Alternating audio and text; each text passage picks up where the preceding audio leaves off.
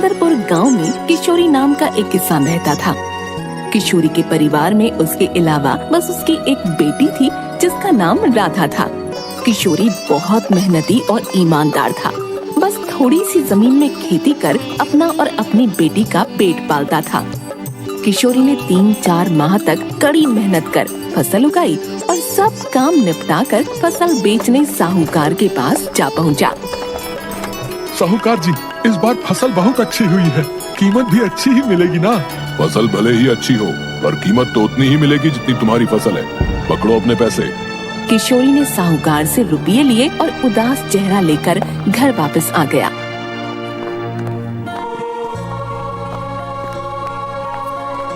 पिता को उदास देखकर राधा ने कहा, क्या हुआ पिताजी, आप परेशान क्यों हैं? क्या बताऊं बेटी, इतनी कम जमीन में कैसे गुजर बसर करेंगे? घर का खर्चा कैसे चलेगा? 2 वक्त के खाने का सोचना पड़ता है और अभी तक तुम्हारी शादी के लिए भी कोई गहना लत्ता नहीं जुटा पाया हूँ। पिताजी, आप परेशान मत होइए, हम लोग अपने राजा के पास चलते हैं, वो हमारी समस्या का कोई न कोई समाधान जरूर करेंगे। बेटी की बात सुनकर किशोरी के मन में उम्मीद की एक किरण जगी और वो अगले ही दिन राज दरबार जा पहुंचा।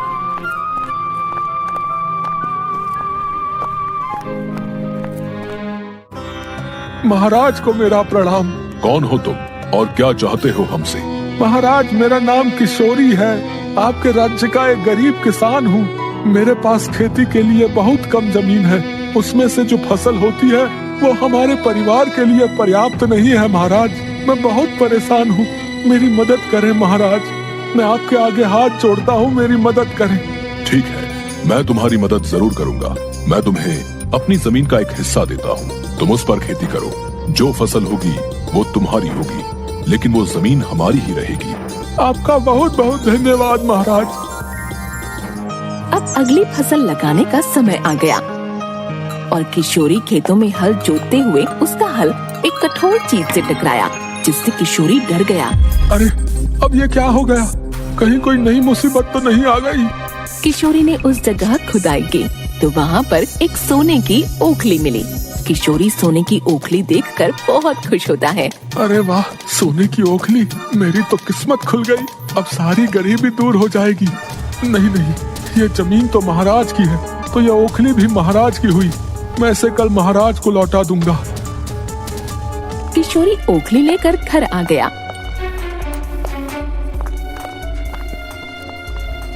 किशोरी के हाथ में ओखली देख राधा ने कहा, पिताजी, आपको ये सोने की ओखली कहाँ से मिली? खेत जोतते हुए मेरी हल से टकराई। जब मैंने खुदाई की तब मुझे ये मिली। कल मैं इसे महाराज को लौटा दूंगा। राधा बहुत समझदार लड़की थी। उसने कुछ वक्त सोचा और कहा, पिताजी, क्या आपको इसकी मूसल भी मिली है? नहीं बेटी, मुझे तो बस ये ओखली ही मिली है। लेकिन तुम ऐसा क्यों पूछ रही हो? क्या हुआ? पिताजी, आप ये ओखली महाराज को वापस मत लौटाइए।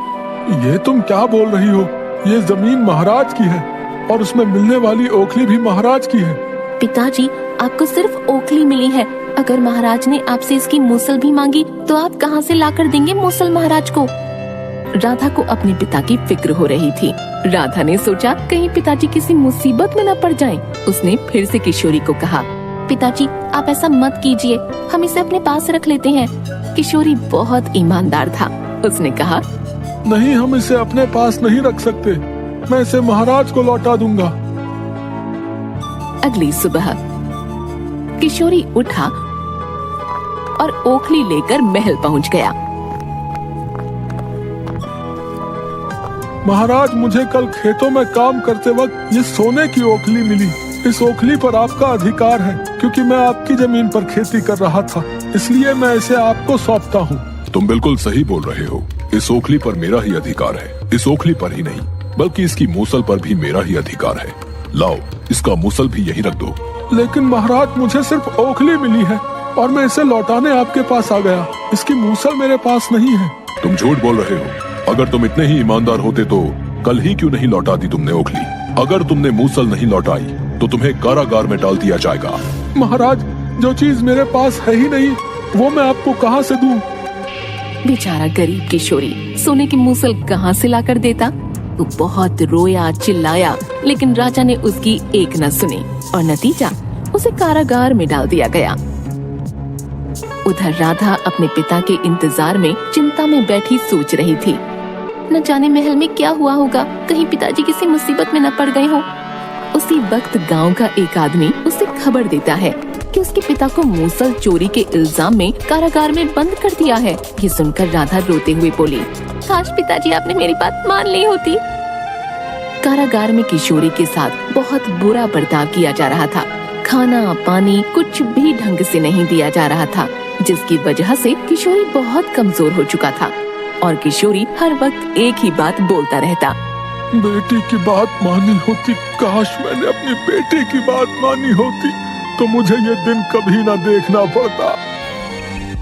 और एक दिन राजा ने उसे ये बोलते हुए सुन लिया और उसे अपने पास बुलाकर पूछा, ये तुम क्या बड़बड़ाते रहते हो? महाराज, जब मुझे खेत जोतते वक्त ये ओखली मिली थी तो मेरी बेटी राधा ने मुझसे बोला था कि मैं इसको आपको न दूं, क्योंकि उसे लगता था कि आप ओखली देखकर मूसल जरूर मांगोगे। लेकिन मैंने राधा की बात नहीं मानी और आपको ओखली देने आ गया।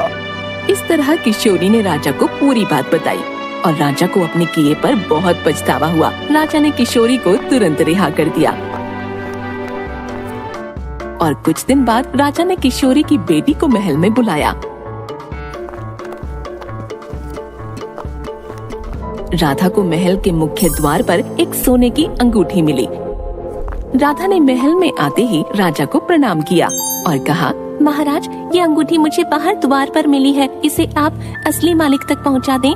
ऐसा बोलकर वो अंगूठी राजा को देती है। राजा बहुत खुश होता है और राधा फिर कुछ बोलने की आज्ञा लेती है। महाराज, आपने मेरे पिताजी की बात सुनी और समझी, उसके लिए हम आपके बहुत आभारी हैं। मेरे पिताजी बहुत ईमानदार हैं। उन्होंने आपसे कोई झूठ नहीं कहा। उन्हें कोई मूसल नहीं मिली थी।